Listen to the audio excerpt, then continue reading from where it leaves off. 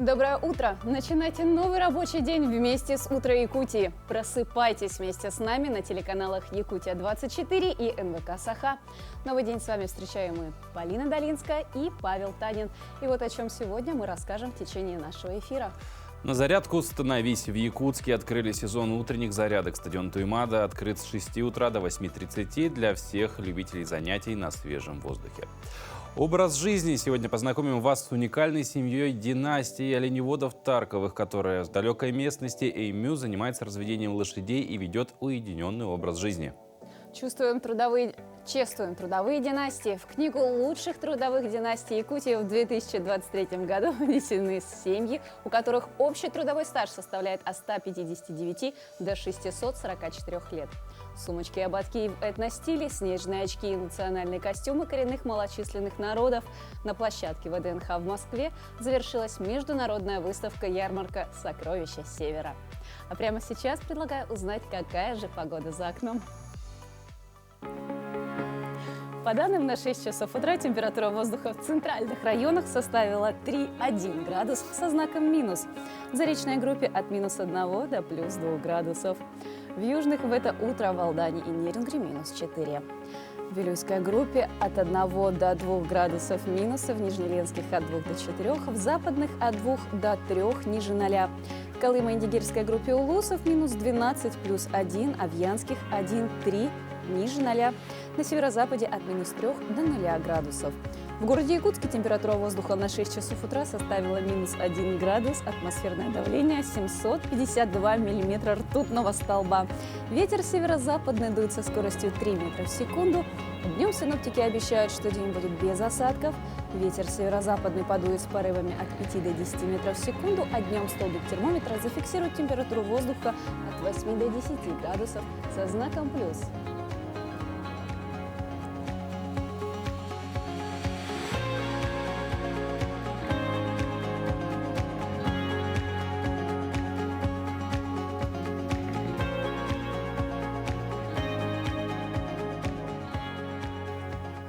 Но сегодня, 4 мая, свой профессиональный праздник отмечают пожарные. Это люди мужественной профессии, защищающие и спасающие жизни людей, животных, имущества, объекты, экосистемы от огня.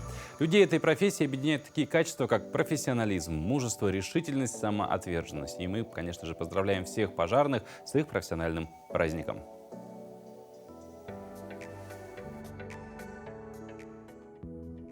На календаре 4 мая. Сегодня отмечают Международный день пожарных, День молодежи в Китае, в Японии День зелени. По народному календарю сегодня Проклов день. Девицы в этот день водили хороводы вокруг яблони и распевали песни. По другому дереву черемухи судили о погоде. Чем раньше она зацветала, тем более жаркого лета ждали. Это день в истории. 4 мая 1113 года на Киевский великокняжеский престол вступил Владимир Мономах, один из самых выдающихся деятелей Древней Руси, первый серьезный реформатор. В 1878 году в этот день Томас Эдисон впервые публично продемонстрировал изобретенный им фонограф. Один из своих приборов он прислал в знак уважения Льву Толстому для записи голоса великого писателя. В 1961 году, 4 мая, в Советском Союзе принят указ об усилении борьбы с тунеядством. Лица, не работавшие в течение 4 месяцев в году, подлежали отныне уголовной ответственности. Каждый гражданин Советского Союза был обязан заниматься общественно полезным трудом на благо государства. В 1966 году в этот день подписан протокол об участии концерна «Фиат» в создании в Советском Союзе автостроительного предприятия. За время выпуска модели с 70 по 84 год было собрано 2 699 999 автомобилей. В 1979 году Маргарет Тэтчер стала премьер-министром Великобритании, первой женщиной на этом посту. В этот день родились Александр Керенский, российский политический и общественный деятель; Одри Хепберн, британская и американская киноактриса, обладательница премии «Оскар». Татьяна Самойлова, советская и российская актриса театра и кино, народная артистка России. Леонид Хейфец – советский российский театральный режиссер, педагог, народный артист России. Именины сегодня у Александра, Алексея, Дениса, Ивана, Максима, Николая и Федора. В Якутске открыли сезон утренних зарядок. Стадион Туймада уже открыт с 6 утра до 8:30 для всех любителей занятий на свежем воздухе. Первую зарядку уже провели работники спортивных учреждений города во главе с министром физической культуры и спорта региона Леонидом Спиридоновым. Вход в это время свободный.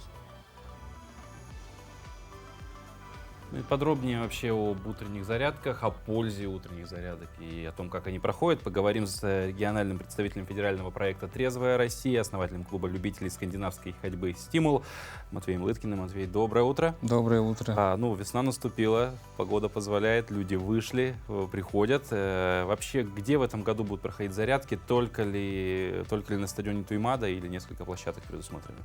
Жители города Якутска уже знакомы со всеми местами, где проходят утренние зарядки. Маленькие изменения будут, но как в прошлом году все площадки будут открыты. Это площадь Победы, это спорткомплекс «Триумф», это площадь Ленина, это, соответственно, парк культуры и отдыха. И все места, которые мы раньше проводили утренние зарядки, они будут открыты с инструкторами.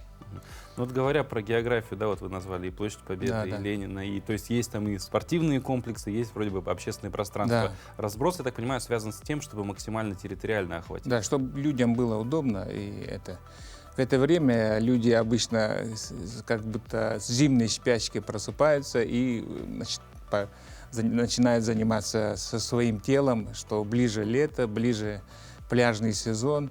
На самом деле очень полезны зарядки для здоровья. Все мы хотим быть здоровыми, но при этом не хотим работать. А здоровье – это труд большой. Я как научный работник в области спорта попробую обосновать, почему утром мы должны прогреть свой организм. Я знаю, потому что за весь день ничего хуже уже не случится. Вроде вот так мы материальным вещам относимся с большей любовью. Например, автомобиль. Обязательно надо прогреть. Чем холоднее, тем труднее будет эксплуатация, тем больше мы греем, готовим машину. А организм мы забываем подготовить. На самом деле утренние зарядки, они готовят наш организм к целому, на весь день. И даже есть теория, которая говорит о том, что 5 часов утра встал человек, он больше продуктивен, больше творчески работает. В общем, организм работает на порядок выше, чем когда ты встал в 8 часов или еще позже. А что касается популярности, с каждым годом людей становится больше, или же это все-таки клуб любителей, который ходит из года в год на эти занятия? Что касается ходьбы, это самый простой и самый эффективный. У нас всемирно известный кардиохирург Лео Бакери говорит о том, что лучше ходьбы для работы сердца, для восстановления, для профилактики различных заболеваний. Природа не придумала ничего, чем ходьба широким шагом. Почему людей становится больше? Потому что все хотят быть здоровыми. Нет ни одного человека, который бы хотел болеть. Поэтому я еще раз говорю о том, что даже великие мыслители, великие ученые, врачи древности говорили, что самое лучшее лечение – это профилактика. И пока болезни нет, пока ты сегодня здоровый, пока ты можешь ходить, ходи. Поэтому мы всех горожан приглашаем на утренние зарядки. Это, безусловно, самый лучший, самая эффективная инвестиция в будущее, я так скажу.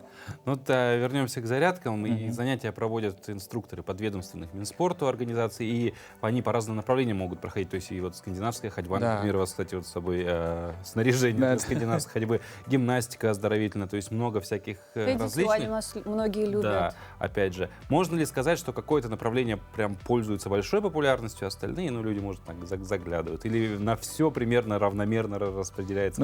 Позвольте мне одеяло немножко потянуть на себя. Я недавно был в Верхоянском Улусе, меня пригласили провести мастер-класс по скандинавской ходьбе. я был очень удивлен, что там собрались ближайшие села, 5 клубов. 5 клубов со своими формами, со всем. Все любители ходьбы. И вечером они показали еще концерт, творчество свое, да. И я вообще был удивлен, что так далеко от столицы, так люди настолько сильно заботятся, настолько организованы, да. Это было очень любо-дорого смотреть. И я считаю, что ходьба, поскольку она очень доступна любому человеку, да, если вам не прописали лежачий режим, значит, вы имеете право ходить. Поэтому самый популярный на сегодняшний день, я считаю, что это ходьба. Несомненно, он становится палками, да. самым популярным таким видом спорта, который все больше и больше с каждым годом приобретает большое количество поклонников.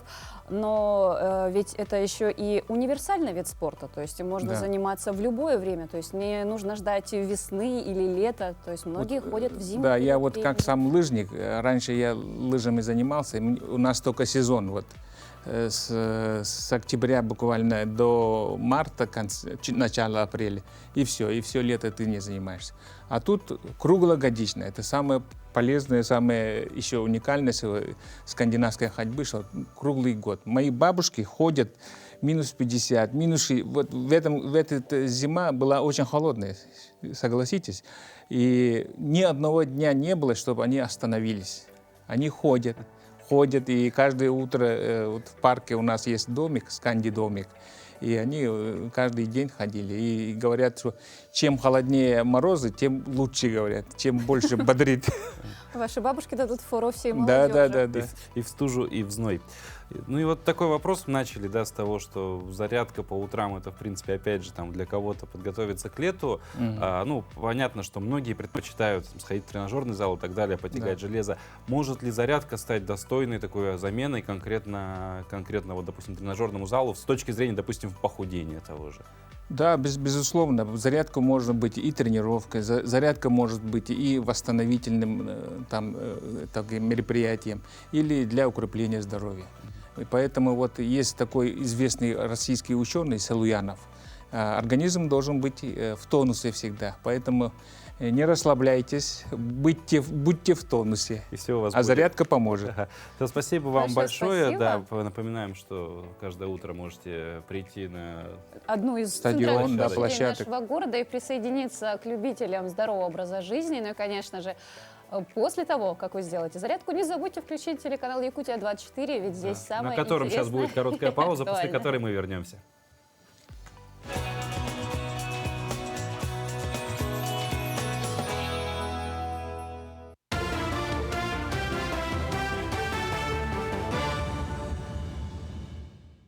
Коллеги, доброе утро. Доброе утро, Якутия. Сейчас блок новостей. В Якутии перевыполнен план завоза грузов по автозимникам. Для дорожников зимний сезон выдался сложным из-за климатических условий, включая большое количество осадков и низкие температуры. Но план завоза по сезонным автомобильным дорогам и ледовым переправам перевыполнен. Так, до пунктов назначения доставлено 880 тысяч тонн жизнеобеспечивающих грузов при запланированных 875 тысячах тонн. План выполнен на 100,6%.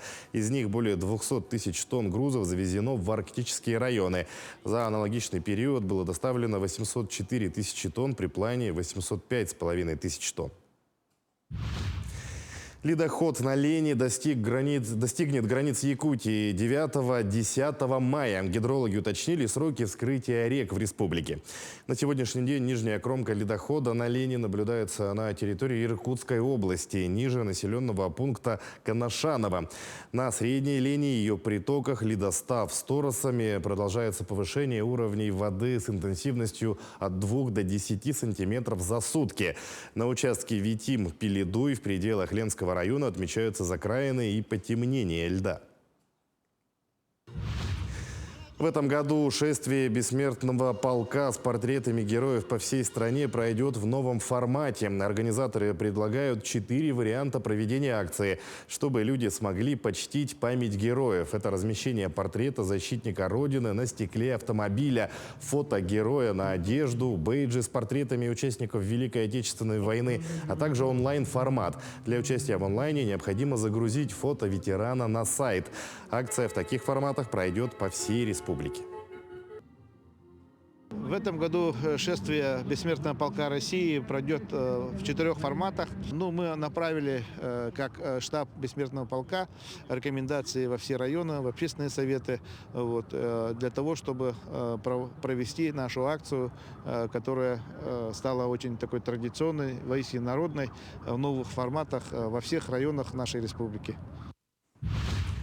До начала сдачи единого госэкзамена остается чуть больше 20 дней. В этом году испытания пройдут более 8 тысяч выпускников. Из них 215 учеников с ограниченными возможностями здоровья. Для них подготовят 11 пунктов сдачи экзамена. А в общей сложности в регионе откроют почти 225 пунктов. Отметим, участник ЕГЭ сдает обязательно 2 экзамена. Это математика, базовая или профильная, а также русский язык. Выпускник пишет экзамены и по выбранным предметам. В этом году большинство выпускников дополнительно намерены сдавать ЕГЭ по физике, информатике, обществознанию, истории. Проверка знаний стартует 26 мая. У нас пункты проведения экзаменов в этом году через чрезвычайные ситуации подготовлены резервные пункты, но в данный момент у нас пока идут по штатному режиму. Экзамены проводятся в 3 периода. Первый период – это досрочный период. Там были подготовлены 4 пункта проведения экзаменов. Участников было 128 участников. И вот последние результаты мы получили буквально вчера, и уже у нас официально объявлен. Аванс в мае будет меньше, чем обычно. Дополнительные нерабочие праздничные дни скажутся на авансе россиян, так говорят эксперты. При этом на зарплату выходные никак не повлияют. Отмечается, что у тех, кто получает оклад, лишние выходные на зарплате отразиться не должны. Но оплата первой части отработанного месяца будет меньше, чем обычно. Это связано с тем, что в первой половине мая только 8 рабочих дней. Но зарплата в последующем компенсирует пониженный аванс и будет выплачена, наоборот, большей суммой.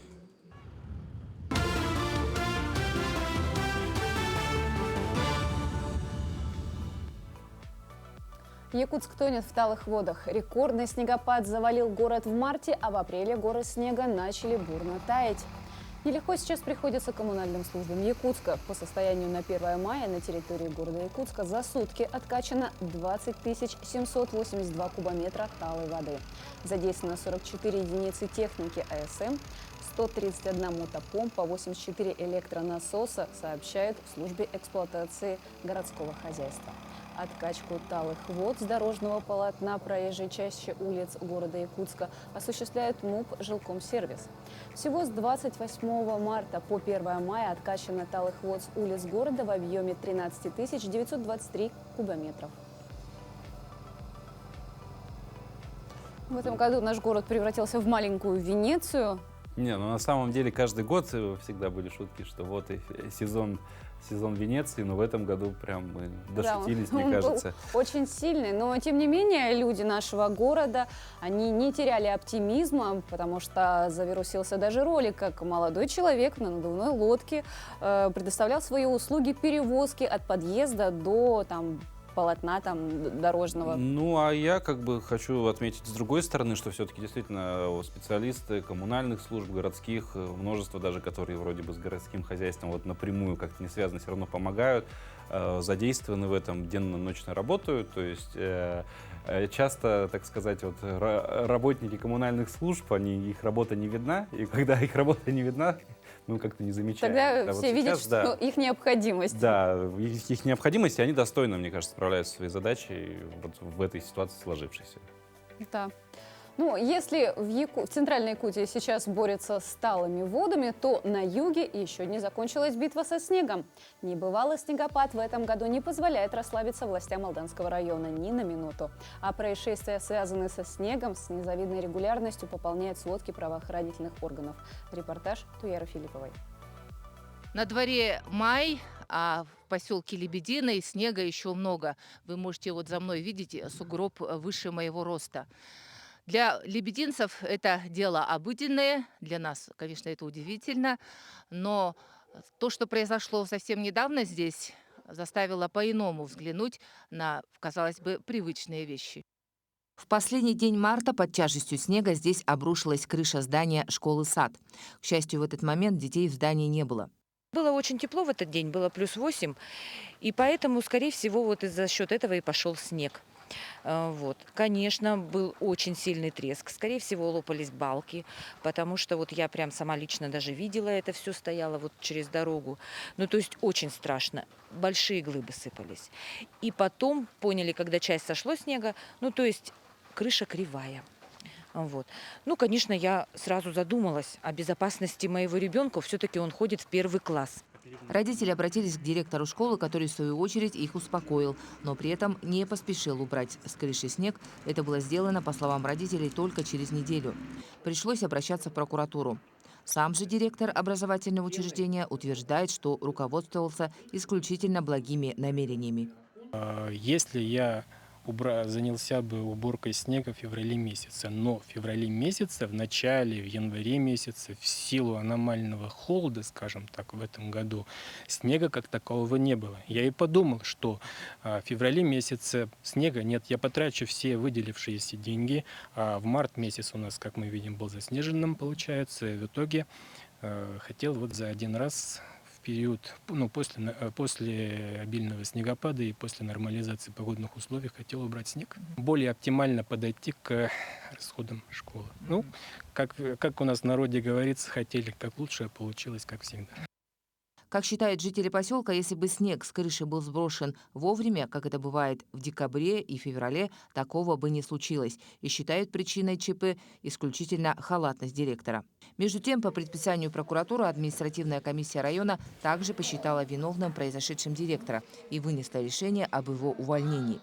Прокуратура внесла представление главе Алданского района и руководителю образовательной организации. Принято решение о привлечении директора школы к строгой дисциплинарной ответственности в виде увольнения, об организации проведения ремонтных работ здания школы.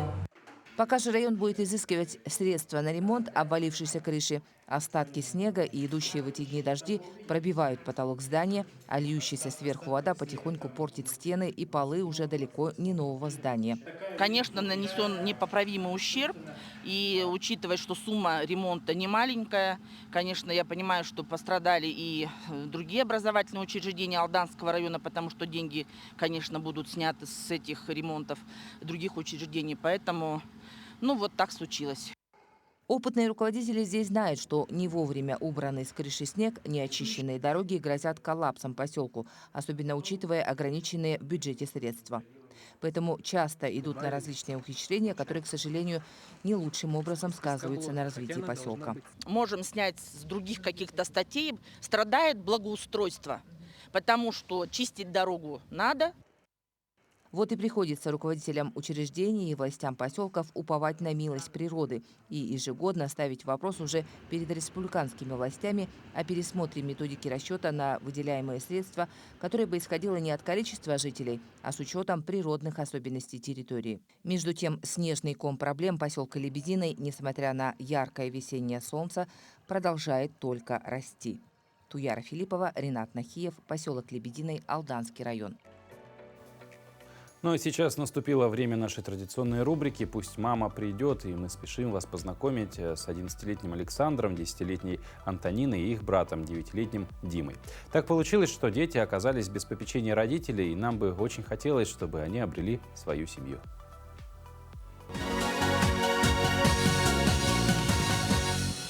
Знакомьтесь, 11-летний Саша, 10-летняя Тоня и их 9-летний брат Дима. Диме 8 лет. Дима общительный, внимательный, легко идет на контакт, так как с детьми и со взрослыми тоже. Любит лепить, всегда лепит фигуры героев, персонажей любимых мультфильмов. Я делаю колесики для робота. Мне потом надо бензобак вот, и бочку с крышкой и оружие для робота. Тоня активная, творческая и общительная девочка. Она много мечтает, отражая в рисунках свое настроение. Тоня, а что ты рисуешь? Я рисую солнышко. Люблю рисовать, заниматься. Я с Димой всегда люблю играть, он мой любимый брат. И я со всеми играю. Саше, старшему брату Димы и Тони, 11 лет. Я занимаюсь спортом, футболом. Футбол. Ты футболист у нас, да? Ага. Саша, а назови какого-нибудь такого известного футболиста. Месси. Месси. Тогда Роналдо. Ага, Роналдо. Ага, молодец. А ты бы хотел стать футболистом профессиональным? Ну, вот как Месси. Да. Саша очень любит спорт. Он учится играть в теннис, катается на лыжах, является призером и победителем различных конкурсов. Он активный, жизнерадостный и разносторонний мальчик. Саша у нас мальчик большее предпочтение, наверное, отдает спорту, творчеству. Активен во всех творческих делах. Он и рисует, он и делает поделки из различных материалов. Мальчишка активный, старается быть полезным не только как бы для себя старается, но и полезным здесь у нас в группе, где-то что-то помочь. Чувства вот такие, как доброта, да? Он всегда как бы от души поможет даже тем же взрослым. Саша с Димой много времени проводят вместе, играя в любимые шашки. Так получилось, что Тоня, Дима и Саша находятся в государственном учреждении. И было бы здорово, если бы они обрели семью.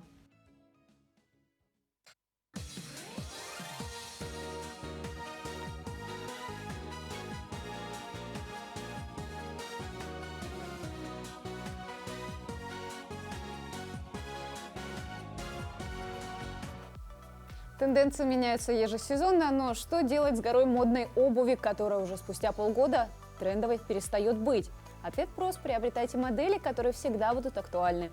В нашем подробном обувном гиде лучшие варианты для любого времени года.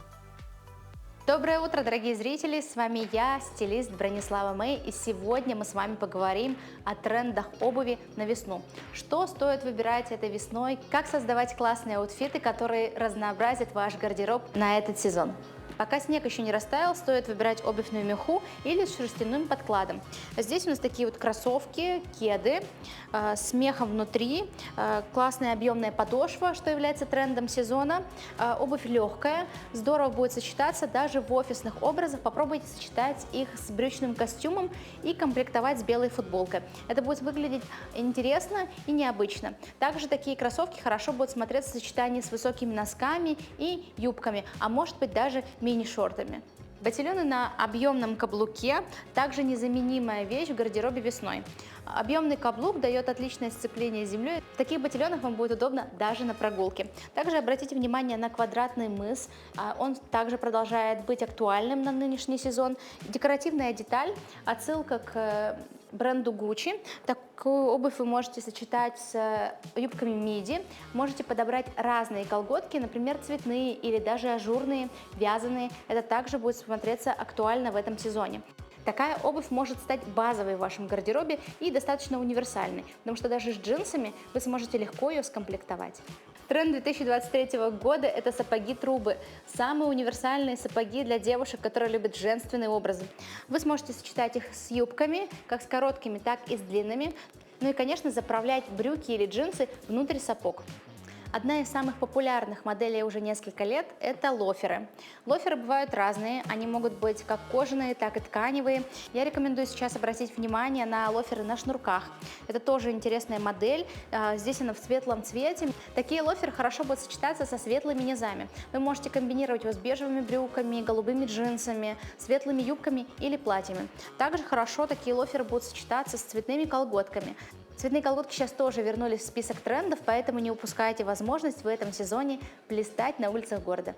Такие интересные, комфортные ботильоны вы сможете внедрить в свой базовый гардероб, потому что они будут максимально универсальны. Вы сможете носить их с праздничными образами, также хорошо внедриться в повседневные. Здесь у нас с вами резиновая подошва, невысокий каблук, который дает возможность каждый день носить их хоть с утра до вечера. Такие ботильоны идеальны для тех, кто хочет подчеркнуть изящество и женственность. Обувь в образе имеет очень важную роль. Именно обувь задает стилистический тон и собирает ваш образ воедино. Уделите внимание тому, в чем вы ходите, и встречайте весну только в красивой и стильной обуви. Всем пока-пока! Когда мы записывали этот выпуск, мы не знали еще, что еще одна из актуальных пар обуви на сезон апрель-май 2023 года будут резиновые сапоги. Поэтому, вот, к сожалению, они не вошли в выпуск. Но, друзья, имейте в виду, что это тоже актуально, трендово и стильно. Рыбацкие сапоги, они очень еще хорошие. и это еще и потом пригождаются. Конечно. Они как бы не только вот от сезона. Универсальный, то есть такую модель можно считать базовой. Да. И Да. практичный, самый Да. практичный из всей обуви, которая может существовать. Ну, не одной обувью един образ человека, иногда можно как бы к одежде применить какие-то и национальные, Аксессуары. этнические мотивы и так далее. И вот как раз сумочки, ободки в этно-стиле, снежные очки, национальные костюмы коренных малочисленных народов Севера можно было увидеть в Москве. На площадке ВДНХ завершилась международная выставка-ярмарка «Сокровища Севера». Якутию представили мастерицы, ювелиры, кузнецы и косторезы. Всего около 20 участников. О традиционной одежде и новом взгляде на вещи расскажет Айсена Бурнашова. Этот костюм именно для езды. Да, он это ездовой костюм, зимний костюм называется. Парка из шкуры оленя и росомахи, меховые варежки, к ним теплая шапка. С таким комплектом на севере точно не замерзнешь, говорит мастерица Лариса Гарулина. В любой мороз. И весной не холодно, и не жарко. Еще один обязательный атрибут – камусные штаны или по-другому меховые брюки, а дополняет образ обувь с подошвой в виде щетки, чтобы не скользила. Щетки тут собирается из 28 штук. Вот одна подошва состоит каждого одного оленя. С выделкой камусов. Обязательно это с детства идет для оленеводов и для рыбаков. Мы шьем обязательно одежду, потому что без этой одежды им будет тяжело. Изюминки. В северный аутфит добавят снежные очки из фетра и бисера. Новый взгляд на традиционные вещи диктует Аксинья Сивцева. Да, у меня 3 парочки, вот 2 долганских и вот одна ивенкийская. В этих очках только фетр. Вот фетр. А в них что-то видно через фетр? Очень хорошо видно, все видно. Действительно, все абсолютно видно. Отлично. И смотрится классно, да? А главное, от солнца защищают. В тундре, когда снег буквально слепит глаза, это важно. Впрочем, очки оценили и москвички. Очень красиво, очень качественно, и я бы одела это, да. «Сокровища Севера» не просто выставка, но и конкурс на лучший костюм или аксессуар. Жюри оценивают каждую бусинку, шов и узор, особенно их значение. Вместе с якутянками за первые места борются еще 44 участника из разных уголков страны. Время идет, время меняется. И мы все равно должны чувствовать свою эпоху и оставить свое. Мы должны оставить современный костюм, но с национальными традициями. Мастера надеются завоевать первые места, но и рассказать о традициях народа. Сохранить знания для будущих поколений значит многое. Мы сохраняем традиции и передаем свои традиции из поколения в поколение. Наши предки раньше так делали. Айсена Бурнашова, Виктор Олесов, Москва. Я хочу такие очки. Все. все виды, да, которые были представлены, я хочу такие очки. Это очень красиво. Я никогда даже и не думала, что они могут быть такими замечательные. Да, ну, я думаю, что в рамках своей профессиональной деятельности, того, что ты часто в каких-то новых для себя ипостасиях себя пробуешь, я думаю, будет возможность встретиться с одной из мастериц и самой очки себе такие сделать, возможно, даже все, и еще и своими руками. Мне кажется, это будет самый лучший аксессуар. Да. Да. Вот. Ну а сегодня мы хотим познакомить вас еще с уникальной семьей, династией оленеводов, Тарковых, которая в далекой местности Эйюмю занимается разведением лошадей и ведет уединенный образ жизни. Вот немножко, наверное, для нашего современного уклада жизни немножко непривычно. Поэтому, тем не менее, давайте посмотрим, как же это все вот так происходит у них, как они живут. В местности Усть-Тарың никто не живет. Ближайший населенный пункт до села Сасыр 100 километров, а до административного пункта Хону 120 километров. Мы сегодня наконец-то приехали в семью Тарковых, которая вот единственная семья, которая живет вот в этом населенном пункте в местности Усть-Тарың. И вот нас как встречают вот здесь на территории, сразу пасутся лошади. Это якутская порода лошадей, которые семья Тарковых разводит вот уже на протяжении 20 лет. Вот смотрите, они совсем не боятся людей, сами подходят, можно сказать, здороваются. Знакомьтесь, это семья Тарковых, Альберт и Анастасия. Они коренные момские эвены, древнего рода Кукуюн. Это родовое гнездо в устье Эйюмю построил отец Альберта и его старшие братья. Здесь они проживают больше 10 лет. Поблизости на 200 километров ни души, но здесь они живут душа в душу.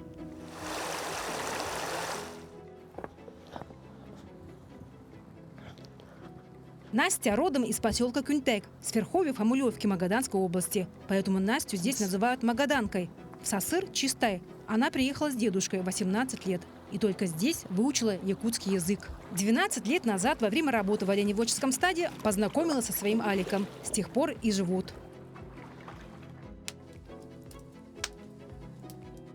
Я когда первый раз сюда приехал, тяжело было, конечно. Потом я сразу уехала через 1,5 года. А через год обратно приехала. Альберт Тарков – гордый сын тундры. Род Тарковых сильный, как Момские горы. У него большая семья – 6 братьев и 1 сестра. Родители Михаил Афанасьевич и Евдокия Ивановна работали оленеводами в совхозе «Искра». Сейчас им под 90 лет. Евдокия Ивановна работала воспитателем в детском саду. Отец Михаил Афанасьевич – охотник, промысловик. Все свои знания родители передали детям, а они, в свою очередь, своим. У семьи Тарковых 6 детей, 16 внуков и больше 20 правнуков. Родословное древо Тарковых растет. У Момска-Наледи на попечении младшего из Тарковых около 90 лошадей, 6 табунов и табун отборных ездовых. Тарковы признаются, к лошадям относятся как к своим детям. Может быть, поэтому они здесь особые, необычайно красивые.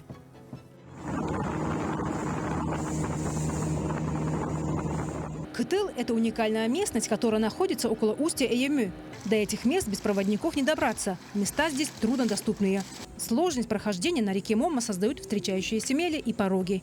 Пастбища здесь плодородны, ведь тут растет хвощ пестрый, трава с уникальным биологическим составом, провитаминами и минеральными веществами. Поэтому выпас на таких пастбищах для Тарковых – подарок от суровой народной земли. Вот северное арктическое лето, оно очень короткое.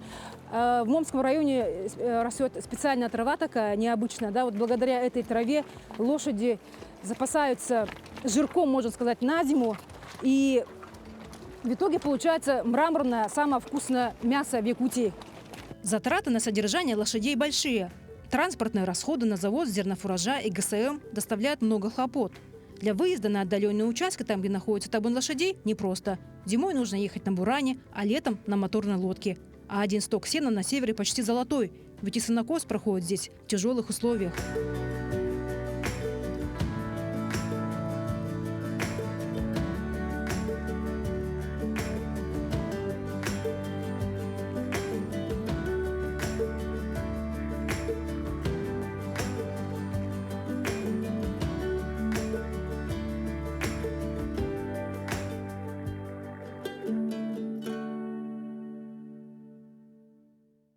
Семейный уклад в этом отдаленном месте не так уж далек от первобытного. Мужчина здесь охотник, а хозяйство на хрупких женских плечах. О таких, как Настя, здесь говорят просто. Есть женщины в эвенских стойбищах. Настя и оленя на скаку остановит, и на буране съездит, и рыбку поймает. Тут, допустим, говорят, ну как вы без отпуска живете вот здесь с лошадьми, да? Это же образ жизни. Образ жизни это. Человек постоянно к этому привыкает. И, допустим, мы в поселке там от силы, может быть, месяц будем.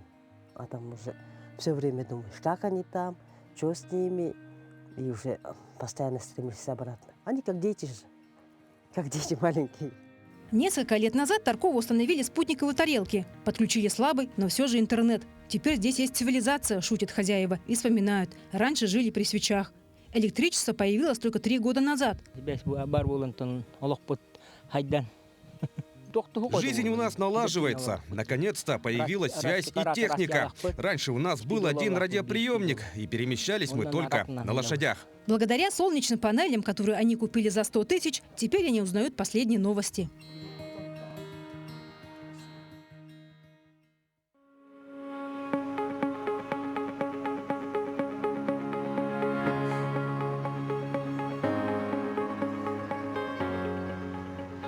Жизнь Таркова крепко связана с сельским хозяйством. Родители передали своим детям главное – любовь к момской земле. Тарковы мечтают создать и развить фермерское хозяйство по разведению табунных лошадей и вывести свою особую чистокровную породу, но уже под своим брендом – Тарковы.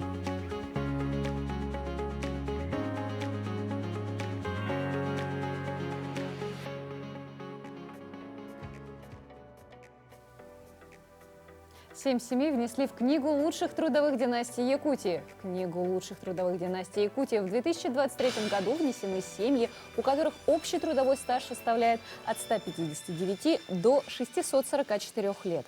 Это представители отрасли образования, энергетики, угольной промышленности, сельского хозяйства, здравоохранения и оленеводства. Это семьи, внесшие значительный вклад в социальное и экономическое развитие республики. В год труда в Книгу лучших трудовых династий Якутии включены трудовая династия Алексеевых из Верхневилюйского улуса, семья Погадаевых из Тампонского улуса, трудовая династия Соломоновых из Татинского, Третьяковы из Нюрбинского, Филипповы из Горного. Также в Книгу вошла трудовая династия Фоминых Ефремовых из Алайховского улуса и семья Платоновых из Хангаласского улуса.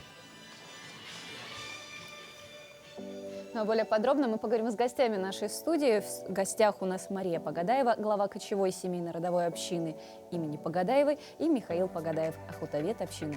Доброе утро. Доброе утро. Собственно, представители династии, которые только что сказали, Погадаевых из Тампонского улуса. Также вот вы вошли в Книгу трудовых династий, и у вас общий стаж всей семьи, в 400 лет, наверное, уже перешагнули. И вообще, с чего началась вот трудовая династия ваша? Когда это было, как это произошло? Трудовая династия наша имеет глубокие корни. Испокон веков. Наши родители, деды, прадеды занимались оленеводством. Поэтому 400 лет для нас это не такая большая цифра, да? Да, не такая большая цифра. И наш род имеет земли в Хабаровском крае, в Усмайском районе, на карте Академии наук СССР обозначены. Город Гаднинкан и род Гербенькан. Обширная территория. А вот расскажите, откуда началась трудовая династия Погадаевых? Она всегда базировалась в Тампонском районе? Нет, в 1956 году, когда началась промышленная добыча золота в Усмайском районе, нас вынудили перегнать своих оленей в Тампонский район. То есть началось все еще вот с Усмайского, да? Период, когда коллективизация пошла, там работали наши тоже, там вошли, своих оленей внесли. С этого периода. Вот, допустим, внуки, дети продолжают ли дело семьи или все-таки как? Потому что мы, опять же, говорим сейчас про оленеводство. Есть такое мнение, что оленеводство нынче оно там популярность теряет и так далее. Понятно, что это все-таки образ жизни такой достаточно интересный. И у молодежи тоже какие-то уже свои новые стремления. Вот. Но кто-то говорит, что молодежь сейчас в оленеводство сильно не идет. Ваши дети, внуки продолжают ли дело? Да, продолжает. Вот, например, вот наша родовая община, это мы создали потом, после нас уже внуки Петра Егоровича, нашего отца, создали свои общины. Вот. Мой сын Сергей создал родовую общину Тыры. Байшев Петр, внук Петра Егоровича, тоже создал свою общинную юртик. Так что вот главное поддержать хорошо. Начинание этих молодых людей, все будет хорошо. Потому что мы делим оленеводство на 3 периода. До советской власти, советской власти и постсоветской власти. Потому что до советской власти у нас были олени в частной собственности. Мы смотрели в архивах, 196 тысяч в коллективизацию у нас забрали оленей. Потом, значит, советский период увеличилось поголовье, потому что финансовая поддержка всегда очень быстро растет поголовье при поддержке, да, финансовой. Но нужно сказать, что в советский период и постсоветский оленеводство всегда поддерживается государством. Ну, Мария Петровна, вы, как никто другой, должны знать вот именно разницу в советское, постсоветское время, потому что у вас трудовой стаж, вы и работали в совхозе Тампонский, заведовали оленеводческой фирмой в Сунтарской, и также были депутатом Совета национальных стад. Вот на сегодняшний день как бы вы могли оценить сегодняшнее время, сегодняшнее поколение, либо прошлое? Нет, если сравнивать, то, конечно, я считаю, что постсоветское время для нас, оленеводов, это лучшее время, поскольку, хотя мы поголовье потеряли, больше половины, да, началось возврат, скажем так, собственности на оленей, и вернули нам родовые земли законодательно уже. Это и на республиканском уровне, и на федеральном уровне, через территории традиционного природопользования. Кстати, закон о родовых общинах, первый закон был принят именно в Якутии. Закон писала я, 30 лет в прошлом году отмечали. И согласно этого закона у нас вот идет поддержка всех форм собственности на оленей в нашей республике, как нигде в другом регионе Российской Федерации. Вот мы поговорили про детей и внуков, да, которые продолжают дело, которые также находятся вот в трудовую династию, входят, занимаются той же профессией. Как вот на вашем примере, может быть, да, потому что вы, ну, в принципе, достаточно, судя по вашему примеру, как бы следующие поколения остаются в оленеводчестве. Как удается прививать вот эту любовь к профессии? Может быть, как вам эту любовь привили в свое время? Это, ну вот я с детства, вот, например, я помню, как начал, ну, вспоминая свое детство, это, мы всегда участвовали в этом процессе вот, освоения, в труде, там, уже меня отец, например, водил уже с коленям, верхом садил на оленя, учил стрелять еще до школы, мне 5, 6, 7 лет было. До сих пор мне все это осталось. В детстве, например, я там на рыбалку ходил сам, мне там лунка продолбит, я подхожу, там рыбачу, 3 штуки поймаю, иду. Ой, как волочет большие там 5 они. лет. И потом я, как этот добытчик, прихожу, ложу за печку эту рыбу, мать меня накрывает стол. Важный вид. Чаем поет там. Потом я чай попил и обратно побежал туда. Опять 3 рыбы поймать. И она все время, как я приду, все время накрывала стол, там поила чаем. И также И у вот нас каждого ребенка так воспитывают. Не то, что воспитывают, у нас вообще воспитания нет. То есть просто вовлекают в процесс. Да, вот делай, как я, у нас принцип вообще у всех народов Севера, потому что некогда воспитывать. Там же ребенок должен смотреть на отца, на мать, да, как они что делают, он должен повторять, да? И вот нет у нас такого воспитательных методов каких-то, вот делай как я, и все народы Севера. У нас 16 оленеводческих народов в России, в России. Ну вот методы вашего воспитания, вашего детства и методы воспитания уже сегодняшнего поколения, ваших внуков, оно разительно отличаются. Многие хотят все-таки быть ближе к центру, ближе к городу. Ну да, сейчас мы вот все-таки пытаемся, принимали закон о кочевой школе, о кочевых семьях, чтобы все это не в цивилизацию. Что имеется в виду цивилизацию? Вот это телефоны и так далее, да, свет и так далее. Это у нас все уже есть. Технологии уже позволяют. Позволяют улучшать качество жизни. Мы, например, у нас в каждом стадии, да, тарелки. Да, спутниковые. 3 стада у нас, и в каждом стаде у нас тарелки, солнечные батареи. Но, кстати, еще нужно сказать, что недавно прошел международный чемпионат по традиционному оленеводству в нашей республике. В Южной Якутии. Да, в Южной Якутии под руководством нашего главы Айсена Сергеевича Николаева. И результат очень хороший. Приехали наши российские компании, которые нам показали вот радиостанцию, солнечную батарею, да, вот эти ветроустановки, которые нам очень нужны. Но я надеюсь, что наши республики приобретут эти очень нужные нам вещи, потому что это свет и тепло. Да. Ну, все равно, опять же, подчеркнем, что современные технологии позволяют вот цивилизацию от нее не отходить, находясь даже вроде бы за ее пределами. А мы вас поздравляем с такой замечательной датой для вашей семьи. Ну и, конечно, желаю вам дальнейших успехов. Ну и, конечно, процветания. дальнейшего развития, да, и процветания. Для развития, для всего оленеводства. У нас же очень много оленеводства. Вся территория Арктики России. Вот, замечательно. Спасибо большое. Двигаемся спасибо. далее. И прямо сейчас к нам присоединились наши коллеги из информационной службы с последними актуальными новостями.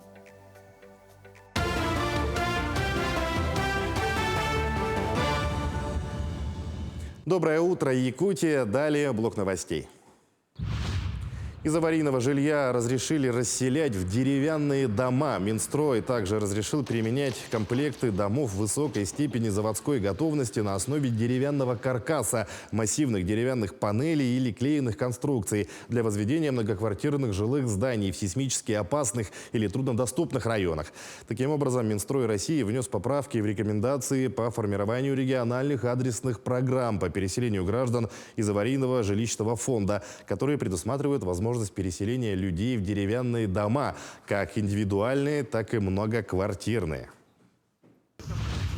Якутия войдет в топ регионов по лесовосстановлению. В этом году охватит 180 тысяч гектаров. Так, наибольшие площади по лесовосстановлению, кроме Якутии, охватят в Иркутской и Архангельской областях, а также в Красноярском крае. Как сообщают в Рослесхозе, всего в этом году запланировано восстановление 1,5 миллиона гектаров.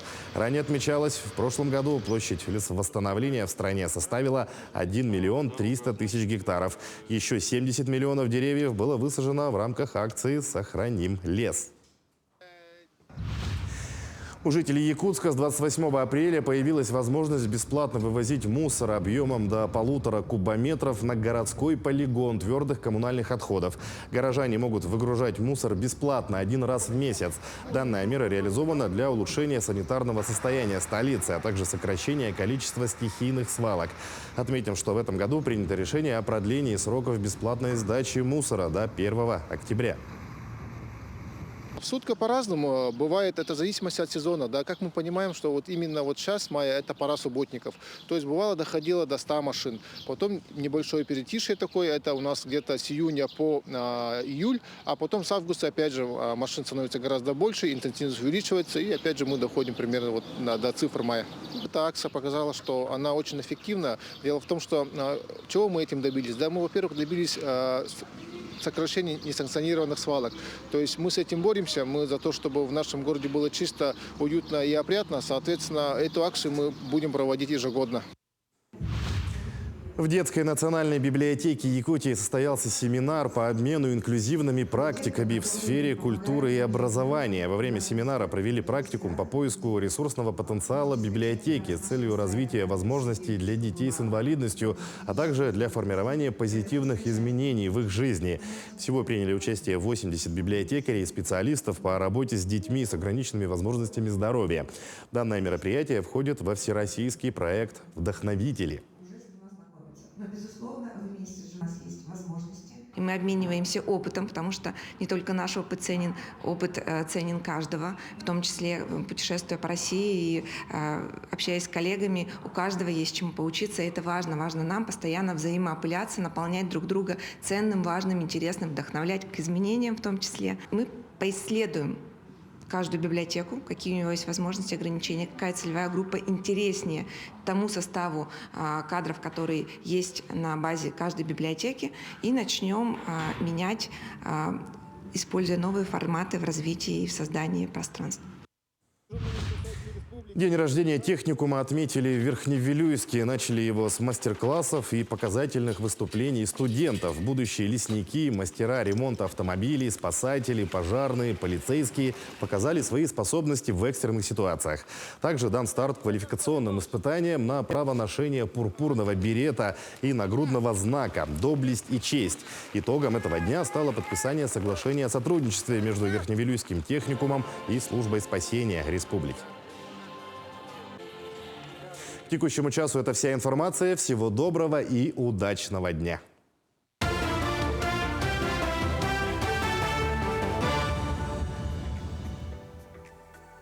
Потихоньку наш эфир подходит к концу. Кто-то к нам только присоединился и еще не знает, что же нам сегодня утром надевать. Все-таки теплый пуховик, легкое пальто, либо уже можно надевать джинсовую куртку. Для Или этого шорты. или Мало шорты, ли. да, конечно. Для этого мы и рассказываем информацию о погоде. По данным на 6 часов утра температура воздуха в центральных районах составила 1,3 градуса ниже 0. В заречной группе -1, +2. В южных в Алдане и Нерюнгри -4 в 6 часов утра, а в Вилюйской группе от 1 до 2 мороза. В Нижнеленских от 2 до 4, в западных от 2 до 3, в Колымо-Индигирской группе Улусов -12, +1 градус. В Янских -3, -1, на северо-западе -3, 0 градусов, а в городе Якутске температура воздуха на 6 часов утра составила -1 градус. Атмосферное давление 752 миллиметра ртутного столба и северо-западный ветер. В течение дня в день будет без осадков, северо-западный ветер с порывами от 5 до 10 метров в секунду, а днем столбик термометра зафиксирует температуру воздуха на отметке 8-10 градусов тепла. Вот такая погода за окном. Вроде бы не такая уж обманчивая, Да. как было это Ну, месяц все равно назад, вам к примеру. решать, в пуховике или в шортах. Иди на работу. Да, ну, как бы в чем удобно, в чем не замерзнете, в том. Самое главное, с отличным настроением, потому что мы каждое утро стараемся задать правильный настрой. И завтра Увидимся сделаем то завтра. же самое. До завтра.